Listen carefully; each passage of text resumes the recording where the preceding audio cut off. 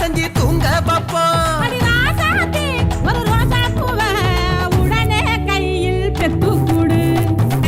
தாயாக போறவள வணங்கி நில்லு, வளகாப்பு நேரத்துல நன்றி சொல்லு.